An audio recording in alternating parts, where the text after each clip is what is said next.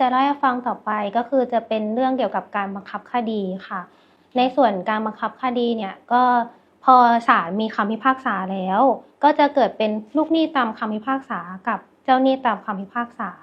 ศาลท่านก็อาจจะกำหนดให้ว่าให้ชำระหนี้ภายใน30 วันหรือให้ชำระหนี้ภายใน3 เดือนแต่ถ้า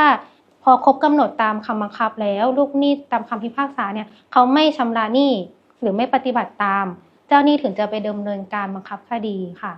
โดยที่ว่าเจ้าหนี้จะบังคับคดีได้ภายใน10 ปีกับลูกหนี้นะคะ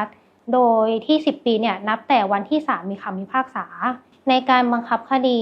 ของเจ้าหนี้ตามคำพิพากษาเนี่ยเจ้าหนี้จะต้องไปดำเนินการขอออกหมายบังคับคดีที่ศาลที่มีคำพิพากษานั้นค่ะเมื่อศาลเนี่ยออกหมายบังคับคดีแล้วเจ้าหนี้ตามคำพิพากษาจะต้องไปแจ้งกับเจ้าพนักงานบังคับคดีว่าศาลมีการออกหมายบังคับคดีแล้วค่ะแล้วหลังจากนั้นเราก็จะมีการไปหาสืบทรัพย์ของตัวลูกหนี้ค่ะแล้วเราถึงแจ้งกับทางเจ้าพนักงานบังคับคดีว่าลูกหนี้มีทรัพย์สินใดๆบ้างให้ทางเจ้าพนักงานบังคับคดีอะค่ะไปยึดหรือไปอายัดสิทธิเรียกร้องนั้นอย่างในกรณีที่ว่า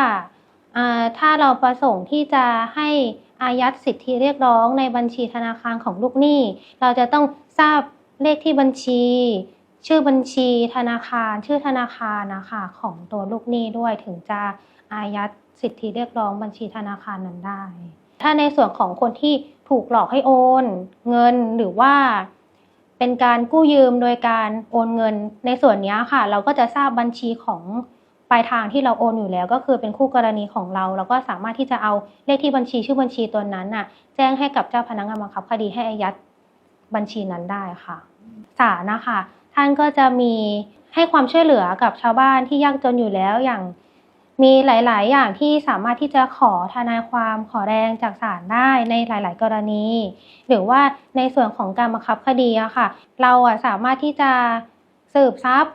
ต่างๆหรือว่าระยะเวลาการบังคับคดีตั้ง10 ปีค่ะในตลอดระยะเวลา10 ปีเนี่ยเรายังสามารถที่จะดำเนินการบังคับคดีกับลูกหนี้ได้เพราะฉะนั้นนะคะก็ไม่ต้องห่วงค่ะว่าทางชาวบ้านเนี่ยจะไม่ได้รับความช่วยเหลือหรือว่าไม่ได้รับความเป็นธรรมค่ะ